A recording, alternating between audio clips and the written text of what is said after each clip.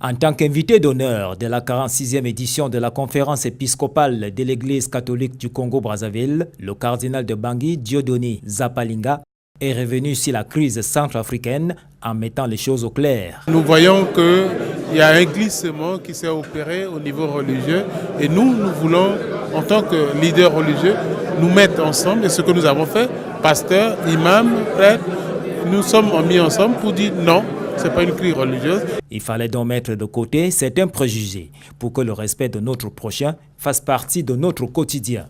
Ce que le cardinal de Bangui a toujours su faire, d'où le conseil d'un aîné. Essayez un peu de conduire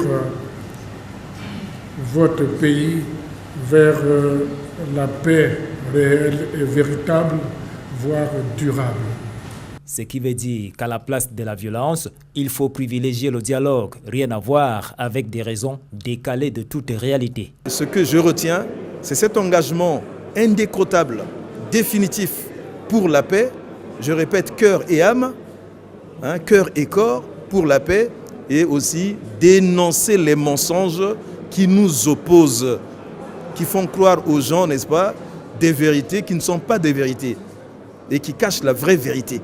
Et la vérité, c'est que la fibre religieuse ne devrait pas être utilisée à des fins politiques. Certains comprennent qu'il fallait donc recadrer les choses. Il a recadré l'objet, le sujet, le fond du problème.